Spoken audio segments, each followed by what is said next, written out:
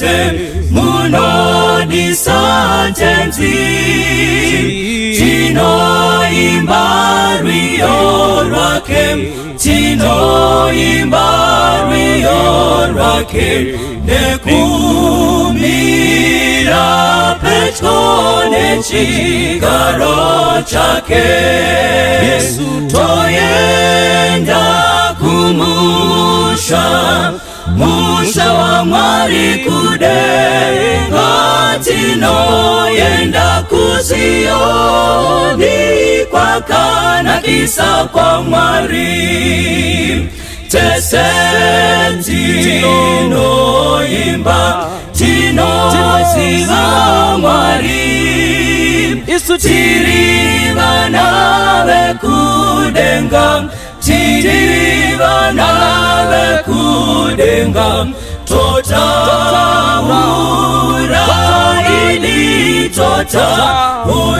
uraidi toyenda kumusha musha wa mwari kudenga tino yenda kuzioni kwa kana kisa kwa mwari tino fana pano geza mwari titashika apo titashika apo musha Zioni musha Zioni toyenda kumusha musha wa mwari kudenga tino yenda kuzioni paka na kisa kwa mwari ngati imbe kwasho tino rega kuchka totewera Emmanuel totewera Emmanuel kunyika kudenga toyenda kumusha musha wa mwari kudenga tino yenda kuzioni kakana kisa kwa mwari Yesu toyenda kumusha musha wa mwari kudenga tino yenda kuzioni pakana kisa kwa mwari Yesu tino yenda kuzioni pakana kisa kwa mwari Yesu tino yenda kuzioni pakana kisa kwa mwari Yesu tino yenda kuzioni pakana kisa kwa mwari Vesemo vanonzwara uranyi sokora kana kamurese pasi kuti vanhu vese ngarinzweni uyo unoda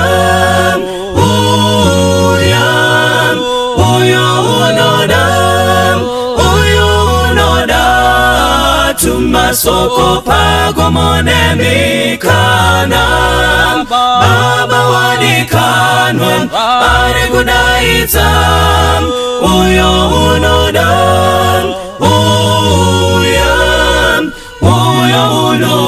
uya nasi uya pinda pamusiwo wazarurirwa Jesu ndiye nzira yeidiyega uyo unoda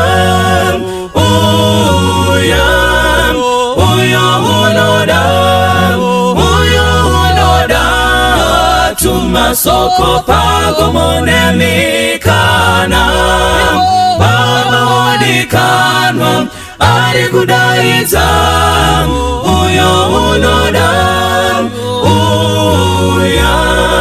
uyo unoda dawira ini, uyo unoda tiwira ngeizwi, uyo unoda upenyu narini, uyo unoda, uyo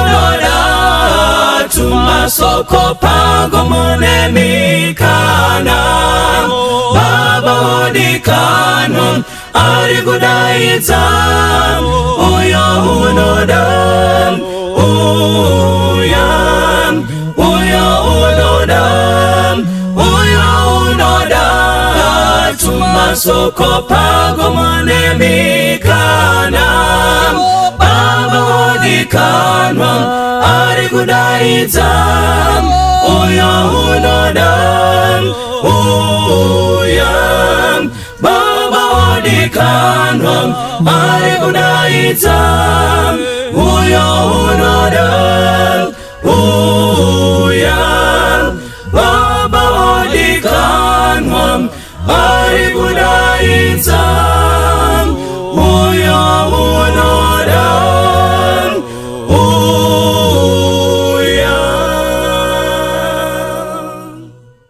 pamchinjiko akatifira, akatichenura zvitema, ropa rake rakawerera, biri kunaye, biri kunaye, biri kunaye, ropa rake rakatisamba, biri kunaye, ruponeso runoshamisa, Jesu ari kugara neni, pamchinjiko akanditora, biri kunaye, biri kunaye, biri kunaye, ropa rake rakatisamba, biri kunaye, zimerino zvitema, ndinofarana wamariri, umo Jesu andichenura, biri kunaye, biri kunaye, biri kunaye,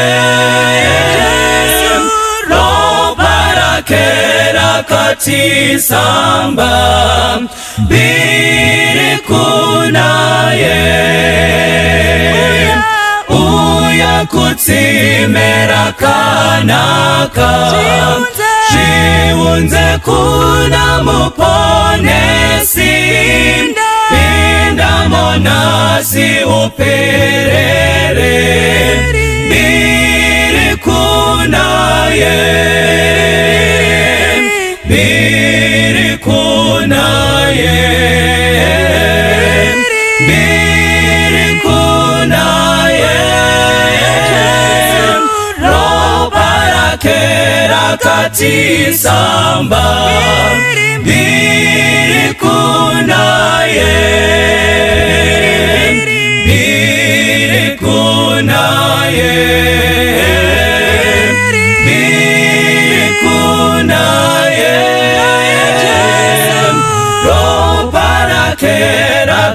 rakatisamba, biri kunaye, ropa rake rakati samba, miri kunaye. Roba rake rakati samba, miri kunaye.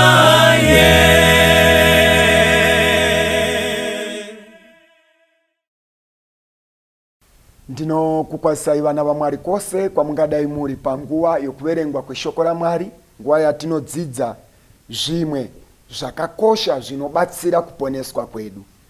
Panguva ino tichaverenga nyaya yedu takabata mubhuku raHebrews, Hebrews chapter 11. Ndo patichanongeredza nyaya yedu tichizowedzera mamwe mavhesi, asi tinenge takamira papfungwa dziri kutevera idzi. Ndasarudza kupa chidzidzo ichi musoro wenyaya unoti iwo zvazvichava. Zvazvichava ndo nyaya yatiri kuda kukurukura nezvayo. Munoziva kuti vanhu vakawanda vari kuchema muupenyu. Murume ari kuchema, ndimai vari kuchema. Murume uyu akangoona musikana akafunga kuti zvaari musikana zvinhu zvese zvatoraiti. But haana kutarisa kana kufunga zvazvichava. Akaona weave, akaattractwa neweave, akatadza kufunga zvazvichava kana weave yabva. Akangotarira akaona munhu, haana kutarira zvazvichava.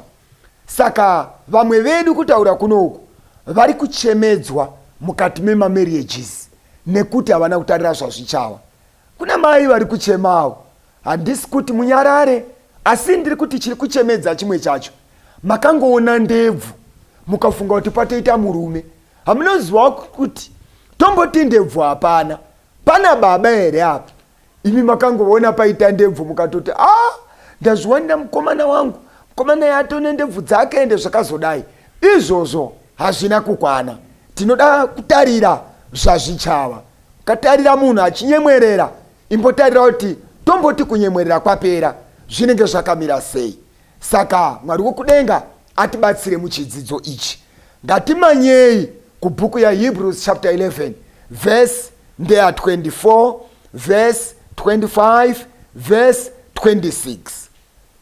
Tichakumbira muverengi wedu ativerengere. Nokutenda Mozisi akura, wakaramba kunzi mwanakomana womukunda waFarao. Nokutenda Mozisi akura, akaramba kunzi mwanakomana womukunda waFaro. Akati, zviri nani kuitirwa zvakaipa pamwe chete nevanhu vaMwari pakufarira zvivi nguva duku. Panapa pari kubuda nyaya iri kunziyo by faith. Munoziva here vana vaMwari kuti chivara icho chichi chiri kunzi faith ichi chavakisa machechi akawanda.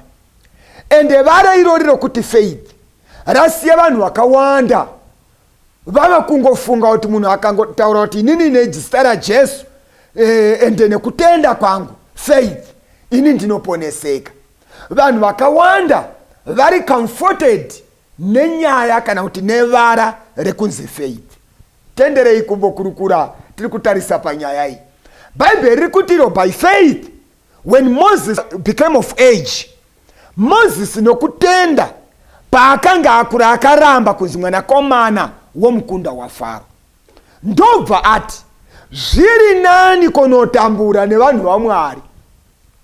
And paari kuti zviri nani kunotambura nevanhu vaMwari, musakanganweka kuti Moses ndouya mwana akazvarwa. Azvarwa vakamuchengeta kwekanguva, but paakanga asisakwani kuchengeteka mumba umu, vanhu vakuda kuzotanga kuona nekuziva kuti pane mwana mukomana. Mukomana akazvarwa panguva iyo mambo veIjipti vanga vapa order yokuti vana vese vakomana vaifanwa kuurawa. Ndo nguva iri kuzvarwa Moses. Vamwe ndo pavakazvarwa vakasangana nerufu, but Moses anozvarwa asi haana kufa. Mwari akamuchengeta. Ndobva aende kunochengeterwa parwizi. Parwizi paachengeterwa ndo paiuya mukunda wamambo Faro achiuya ake uzogeza zuva rovira. panouya mukunda waFaro mukaverenga nhoroondo yacho inoti kwakatumwa vanhu vaiva mberi vaienda kunotarira kuti pari kunogezera princess pakamira sei. Vanotumwa vesecurity vaichengeta mukunda wamambo havana kuona tswanda yaiva nemwana, number 1. Number 2, havana kunzwa kuchema kwemwana. Kusvikira iye princess mukunda waFaro asvika panguva iyi, paakasvika ndo paakanzwa kuchema kwemwana. Ngatendei tese apa, ndo paakanzwa kuchema kwemwana. Number 2, ndo paanoona basket. Pabviwa nevesecurity vaichengeta mukunda waFaro, vatadza kuona basket, vatadza kunzwa kuchema kwemwana. Asi pasvika mukunda waFaro, ari kunzwa kuchema kwemwana, ari kuonazve basket. Hama dzangu, hatirarami nelaki. Halo, regai ndidzokorodze. Hatiziri vapenyu nhasi nekuda kwelaki. Zvekuti munhu anogona kutosimuka achiti, ini ndoda kutotenda Mwari, fanika laki randinaro ka. Unotoona kuti pakauya ichi chinongonimtsvenga, pakauya ichi chinongonimtsvenga. Ndine laki. Nyaya yelaki randinaro, laki rangu rakaoma. Hama dzangu, hatirarami nekuda kwelaki. Takachengetwa naMwari wokudenga, zvekuti zvinouya zvinotouya, asi Mwari anongoti njengesa. Moses dai akaonekwa nevesecurity vaichengeta mukunda waFaro, Moses aibva aurawa, because mutemo wanga wakati vana vese vakomana vaifanwa kuurawa vechiHebheru. Saka iye anochengetwa, Mwari achiona kuti kana ndikatendera mwana uyu kuonekwa nevesecurity inochengeta mukunda wamambo, anobva aurawa. Regai ndimunzvengese, timirire iye wacho mukunda waFaro. Kana asvika mwana anochengeteka. Ozwa kuti pachechi pamaipinda pane vasikana vakawanda vanga varipo, but hamunombomuona. Chikonzero Mwari akatoona kuti imimi maiva muri type yekuparadza. Nguva yacho manga musina pfungwa yekuroora, pfungwa yenyanga iri yekuparadza. Saka Mwari akavanza umwe mwanasikana wavanhu. Makazopatika kuti unoti aishi pane musikana panapa, abvisirwa. Pamakazwa akudaidzirwa nemaelders, tine chideedzero vana waMwari chinofadza, sisirumbi pombi yadonha, vakabvisirwa kuswera zuro. Sangano rinoti imi ndo pamakacheuka one aishi inga rumbi yatori musikana chai. Ndakatadza kuona sei nguva yese. Kana Mwari achinge avanza mubasket, hamuonekwi neasingafanirwi kukuonai, because vamwe vanoona ndevekuparadza. Ndosaka makazoenda kunotoroorwa kumandau uko, vamwe vakanororwa kumasvingo, vamwe vakanororwa gokwe, vamwe vakanororwa kuchifu. Asi kumusha kwavakabva paitovawo nevanhu vaivepo, but Mwari akachengeta kuti muwanikwe neanochengeta. Dai makawanikwa nechikwata chemuvillage menyu, ingadai iri nhoroondo pasina marriage yakaitika, because vaiva machinda ekuparadza. Saka Mwari anochengeta. Regai ndiende pamberi nepfungwa iyi. Mozisi atorwa agara kuState House, kumba kwaFaro, achinzi muzukuru waPresident Farao. Akura zvakanaka. Ndaikumbira kuti mumboona pfungwa iyi. Ari kukura ari muzukuru wamambo, achidya zvemuState House, achienda kuchikoro, achibva muState House, achirara pamubhedha waigona kutenderwa kupinda. Asa mibhedha yakasiyana. Yasiyana neyedu yekuti ukada uchinja side, nevari kune imwe rumu vanonzwa noise yomubhedha wacho. Mubhedha yari ungochinja side chete. But uyu mukomana uyu ari kukura muState House.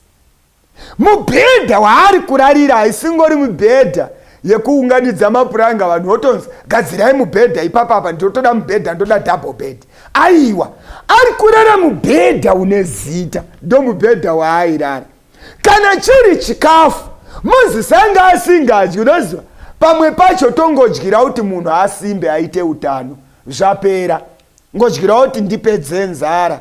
But Moses aidya zvaifanirwa kugutsa ende zvaidiwa nemwoyo wake panguva yacho. Ari muchimiro chakadaro, one day, Bible not when he became of age, he decided to live upenyu hwanga hwakanaka zvakadaro. Pakuona kwedu ndobva amuva achiti zviri nani konotambura pamwe chete ndine vanhu vaMwari pakufarira zvinhu zveIjipti kwenguva duku.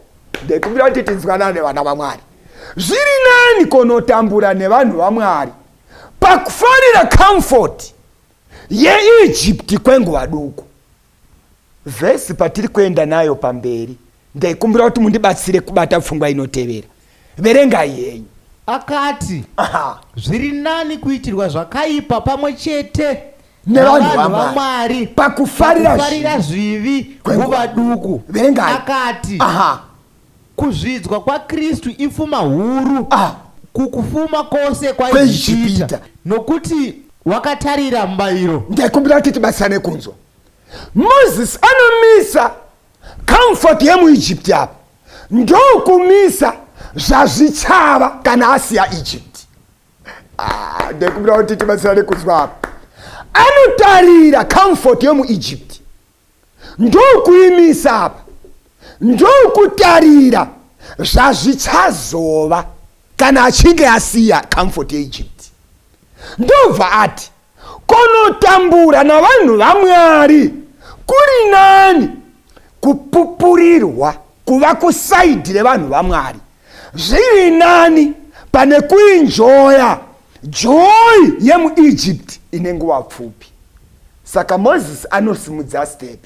Haana waakambokonsulta. Wedwe, amino pane pfungwa dziri kungondinetsa mazuva ano. Ndiri kungofunga kuenda kobatana nevanhu vaMwari ende ndo hama dzangu. Saka ndinofunga kunobatana navo. Amino pfungwa iri kuramba ichingotendera mandiri. Moses anoti haisi nguva yokuoneka nokutsvaga zano kune vakandipoteredza. Aitoone shamwari dzechiEgyptian ende achiverengwa kuti mwana wemwanasikana wamambo. Ariye mukomana akanga averenga zvairehwa nomutemo wechiEgyptian. Mukaverenga nhoroondo yaMozisi, Bhaibheri rinobudisa pfungwa yekuti iyo Moses anga asvika pastage yokuti akataura word bedzi, akataura word vanhu vanobvuma. Ndekumbira kuti ndingopfuura nevhesi iyoyi timbononga profile yake Moses ari muEgypt. Chapter 7 yaActs, mabasa avapostori, chapter 7 verse 22 kurumidzai kusvikapo. Acts chapter 7 verse 22 kurumidzai masvikapo. Mozisi akadzidziswa uchenjeri hwose hwavaIjipita, ishua akava nesimba pamashoko napamabasa ake. Ndikumbira kuti tibatirane kunzwa statement yekupedzesera. Moses adzidza zvose zveIjipita, uchenjeri hwose hweIjipita adzidza. Ndikumbira kuti tibatirane kunzwa pfungwa iyi. Bhaibheri riri kuti akava nesimba pamashoko, paword napamabasa ake, nepabasa rake. Saka Moses aiti akangotaura just a word, vanhu vose vakamuteerera vaibvuma kuti pane murume ataura. Ozoti kune varume vokuti akataura vachifunga kuti ataura point straight. Unotozwa vanhu vakutaura kuti okay tinotenda necontribution yamapa. Ndanga ndiri kuti tadini tadaiso. Zvazvoreva ndezvekuti vanyara bedzi kungotaura kuti mungarasikawo pachena pakadaiso, isu nyaya yedu iri kuenda yakadai. Moses became powerful in words and in action. Asaiva muchinda akafanana navachinda vemumaraini. Usati kune vadhara vakuru vane makore okuti akaonekwa achifamba notonzwa afana kutaura kuti ndepi kutaurira murume mukuru. But kozoita vamwe vafana okuti akabuda achifamba so vanhu vanotaura kuti makadiniko makadini se makadini.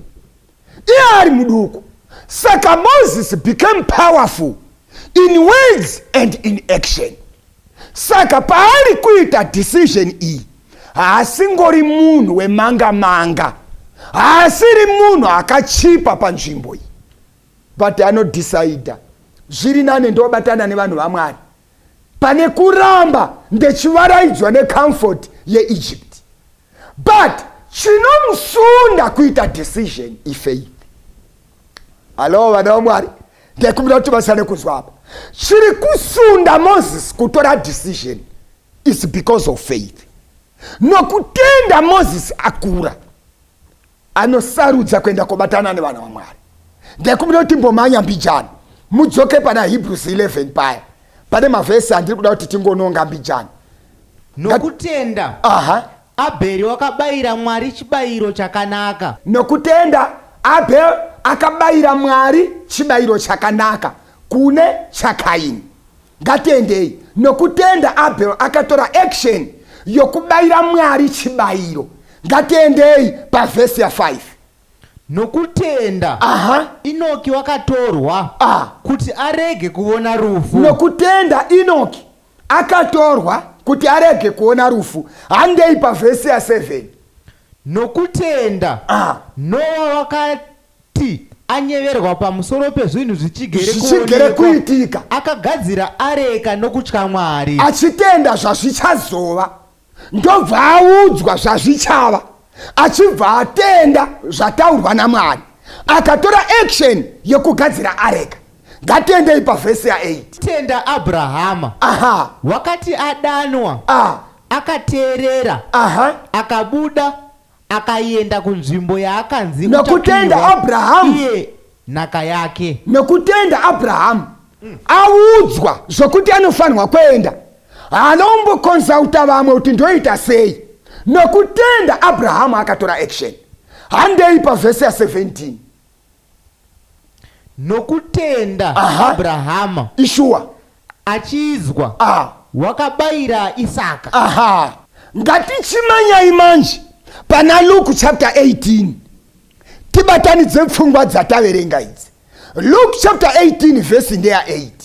Ndinoti kwamuri uchakurumidza kuvaruramisira Ishua, asi mwanakomana womunhu kana achisvika uchawana kutenda panyika here. Zita raMwari ngarikudzwe. Muverengi rambai makabata, ndimukurukura nechechi pamaminitsi ari kutevera. Maonero kuti nokutenda Moses anoramba kunzi mwanakomana womukunda waFaro.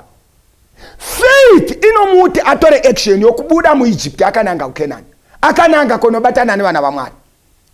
Pavaitambura vachipisa zvidhina ndovuswa, vachiwanzirwa basa, iye ndoko anoti ikoko ndoko ndada kuenda. Maonero kuti by faith Abraham anozvimisira kusiya hama dzake akananga kwakanga kwarayirwa naMwari. Mazvionero kuti by faith Abraham anozisimuka ubve pano ende anosimuka achienda kunyika yarayirwa naMwari. Maonero kuti nokutenda Inoki akatofamba naMwari by faith.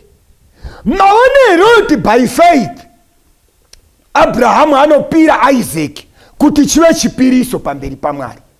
Saka Luke chapter 18 verse ya 8 yobva yati, kana mwanakomana wemunhu achiuya achawana kutenda here panyika. Hama dzangu ndaikumbira kuti mundichengeterewo pfungwa iyi. Maonero kuti definition yechinonzi faith is not faith until action yatorwa. Pese patoimba rwiyo rwekutenda patoti paya ini ndoda kutenda Mwari because kana iri faith chaiyo ndinayo. Ini ndiri munhu wefaith wana waMwari, handimbomiriri kuona, ndinongofamba by faith, ndinoita zvinhu zvangu by faith, inini ndakaroorwa by faith, ndikaona basa by faith, zvese zvangu is faith yega faith. Hazvina kuipa kutaura uku, but ndaida kuti umbobata hama yangu chatinoti faith chii chinonzi faith. Kana tadzokera kuBhaibheri shoko raMwari chinonzi faith chii? bhaibheri riri kubudisa pfungwa yekuti hapana faith kusvikira munhu wacho atenda atora action. Saka pasina action haizi faith. Ivara kana kuti ilanguage chete yaunenge uchingoshandisa yokuti ndinotenda, but kutenda kwevakatitangira kwaizadziswa nokutora action. Izvozvi mulockdown kwaparidzwa. Ndoda kuudzai vana vaMwari kuti kwaparidzwa. Vanhu vanzwa mamessages mukusiyana kwavo. Vanhu vaita follow up, vachiita login, vachitirira vhangeri refamily life, vachitirira vhangeri remitemo yaMwari, mutsauko wemutemo wakaroverwa pamuchinjikwa nomutemo uri kurarama unofanirwa kuchengetwa navana vaMwari. Vanhu vanzwa vhangeri rerutongo, vanhu vanzwa vhangeri rechokwadi rinotungamirira vanhu kuruponeso, but kungonzwa ikoko chete, kunzwa ikoko bedzi hazvina kukwana kusvikira patorwa action. Saka chinonzi faith kutorwa kweaction pane zvawanzwa zvacho. Saka nyaya yokuti vana vaMwari ndoda kuudza ichokwadi, mulockdown takadzidza. Lockdown yakati yechiuya ayo covid, but yakati zarura mukana vana vaMwari ini handidi kunyepa, ndakadzidza palockdown, ndakadzidza. I went through sanctual message, I went through my marriages seminar, I went through Sabbath, I went through what, and vana vaMwari ndakadzidza palockdown, ndakadzidza vana vaMwari. Zvokuti izvo zvikana kuenda kuchechi zvavakutondiremera. Ndogona kutongoteerera, ndakutonakidzwa nokungonzwa zviri kuitika pamedia. Sabbath after Sabbath ndinongonzwa mamessages epamedia ende zviri kundikomborera. Izvozvo hazvina ukwana hama yangu. Unogona kutosara kudenga uine mamessages akasimba. Chinotaurwa pamberi paMwari kuti faith kutorwa kweaction. Ndiri kukumbira kuti ndiko kudzosa imbi jana. Luke chapter 18 verse 8 payaverengwa zvanzi kana mwanakomana wemunhu achizouya uchawana kutenda here panyika. Bhaibheri harisi kuti mwanakomana wemunhu paachauya achawana vanhu vari kuchechi here. Mwanakomana wemunhu paachauya achawana vanhu vachikwenda here kuchechi, achawana vanhu vachikunamata here. Izvi ndo zviri obvious kuti Jesu achauya, vanhu kuchechi vari kuenda, vanhu vari kunamata, vanhu vari kuita zvese, but chakaonekwa kuti chichagona kushayikwa kuwana vanhu vane faith in action. Ichi ndo chinogona kushayikwa. Saka inzwa hama yangu, zvese zvatiri kudzidza pamedia zvakatinakira, but kana pasina kuitwa application yekutora action towards zvandadzidza zvacho, izvozvo hazvina ukwana. And atiponeswi nokuwanda kweinformation yatanzwa, tinoponeswa nekutora action painformation imwe neimwe yandakanzwa. Saka zvidzidzo zvose zvaitwa hazvina kukwana kusvikira watora action. You need to decide and you need to take action pane zvawadzidza iwewo wotevera shoko raMwari. Hatinzwei James chapter 2 verse 19. Zvazvichava unotenda kuti Mwari ndiye mumwe chete, ichokwadi, unoita zvakanaka. Mweya wakaipa unotenda wo izvo ishua ichidedera. Hanzi iwewe unotenda kuti kuna Mwari umwe chete, Bhaibheri rati unoita zvakanaka. Asi usakanganwe kuti kunyangwe nimwe tsvina madhimoni anotendawo zvauri kutenda izvi achidedera. Tichiri tese here vana vaMwari. Zvazvoreva ndezvekuti kana munhu akati in the name of Jesus, in the name of Jesus I believe, I believe, I believe, izvozvo hazvina kuipa. Asi kunyangwe madhimoni anototendawo izvi, but paanotenda madhimoni anotozvitenda achidedera. In other words, munhu akatenda, dhimoni rikatenda, anenge ari pamberi idhimoni, because dhimoni rinozviita nokudedera kuratidza kuti ndezvechokwadi kupfuura zviri kutendwa nemunhu. But kutenda uku kunosiyanisa kwedhimoni nekutenda kwemunhu. zvatofanwa kumaka kuti pave nemutsauko. Dhimoni kunyangwe rechitenda kuti kuna Mwari haritendeuki. Saka munhu anofanwa kuva nokutenda kunodarika nekwedhimoni, kuburikidza nokuti kana anzwa anofanwa kutora action. Madhimoni anoziva izvi, but dhimoni haritori action. Saka ndozvichatisiyanisa kuti dhimoni riende kunoparara, munhu awane upenyu usingaperi. Because anowana upenyu usingaperi ndeanzwa atora action kwazviri kuti azvirarame, okumbira simba raMwari. Izvozvo ndozvinoita kuti vanhu vaponeseke hwamanda painorira. Zvazvichava, Moses aona zvazvichava paanobuda mucomfort zone yeEgypt akananga kunorarama navana vaMwari. Dai Moses akaramba kubuda muEgypt, still aizongobuda. Ndaenda ndega. Dai Moses akaramba angori muEgypt, achiti handibudi muEgypt, but still aizongobuda. Anti muri kutondera kuti musi waabuda havada kubuda vakawanda, akabuda ari ega.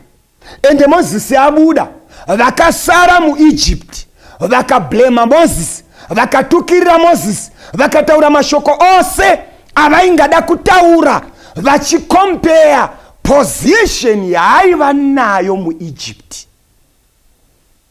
nekwaava kwenda kunoraramira. Vanhu vaizvitarira vachiona Moses atopenga arwara pfungwa. Munhu uyu akaita sei anosiya comfort yese achienda kunobatana nevanhu vari kutambura zvakadaro? But Moses haana kutarira zvazvaive panguva yacho, aitarira zvazvichava pamberi. Ende zvazvaizove ndezvekuti musi wabuda Moses muEgypt, Faro nehondo yose havana kusara, vakazosara vakatevera Moses, neIsraeri yese vakatevera. Ende pavakatevera vakaenda kunosvika paRed Sea, svika igungwa rakazaruka. Moses atopinda naIsraeri yose vatokrosa vabuda. Faro paakatevera, Bhaibheri rinoti hondo yose yeEgypt, army yose yeEgypt vakatevera vachiti tarasikirwa necheap labor yemaIsraelis abuda, tarasikirwa, ngativatevere vatsoke. Saka kana Faro akasimuka vava kutevera Israeri, Moses aizosara sei? Iye ndiye aiva chief army commander weEgypt.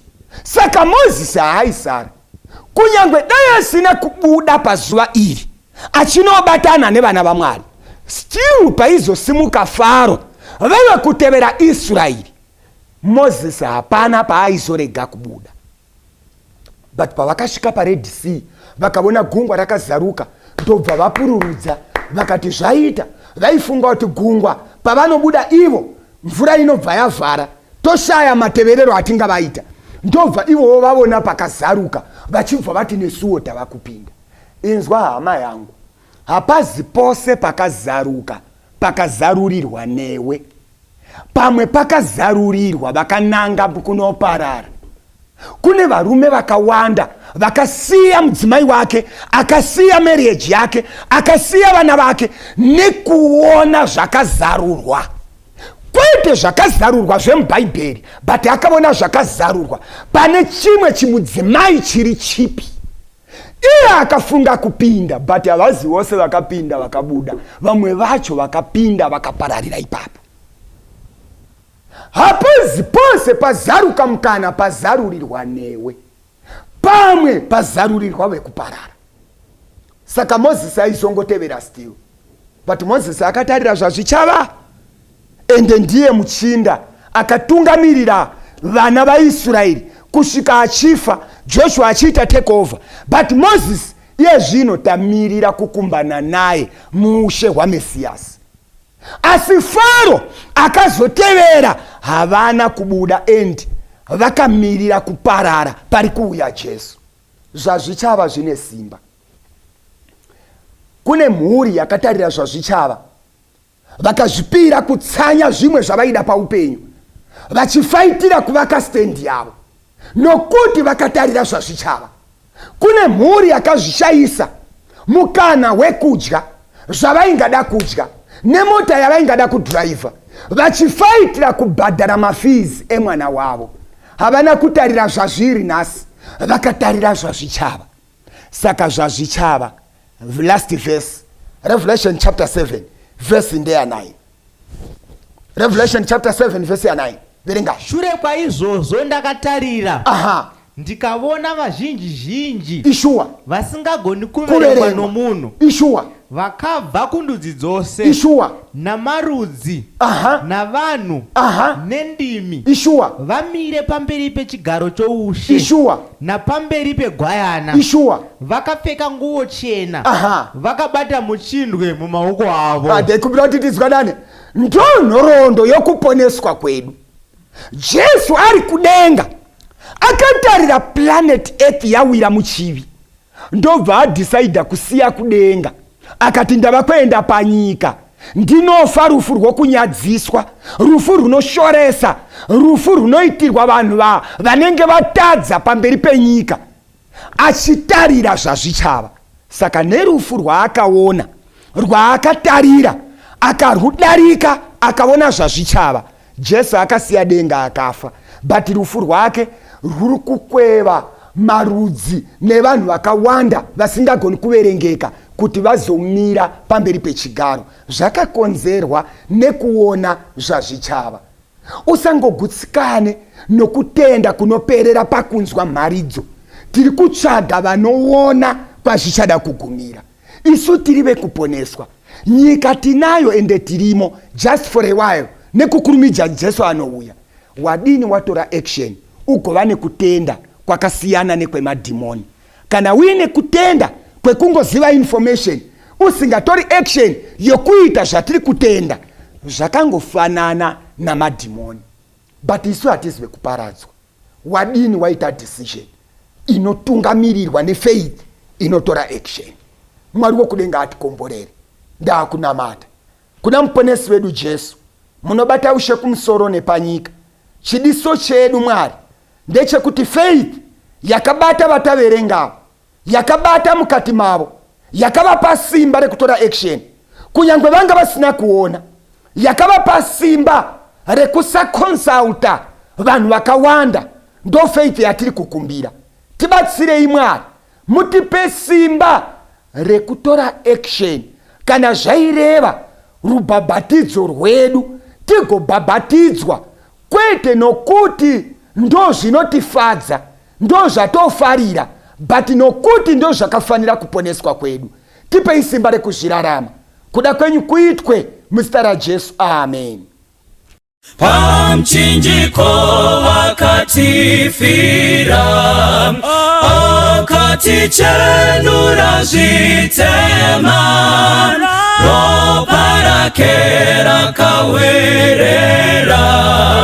mbiri kunaye, mbiri kunaye, mbiri kunaye, ropa rake rakatisamba, mbiri kunaye, ruponeso runoshamisa, Jesu ari kugara neni, pamchinjiko akanditora, mbiri kunaye,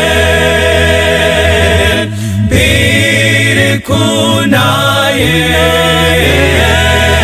mbiri kunaye, ropa rake rakatisamba, mbiri kunaye, tsime rinobvisa zvitema, ndinofarana vamariri, umo Jesu andichenura, mbiri kunaye, mbiri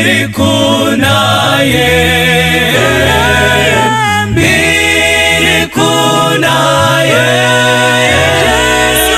ropa rake rakati samba, mbili kunaye, uya kutimera kanaka, chiunze kuna muponesi, pinda monasi uperere, mbili kunaye, mbili kunaye, mbili kunaye, ropa rake rakati samba, mbili kunaye, mbili kunaye, mbili kunaye, ropa rake rakati samba, mbili kunaye, ropa rake rakati samba, mbili kunaye, ropa rake rakati samba, mbili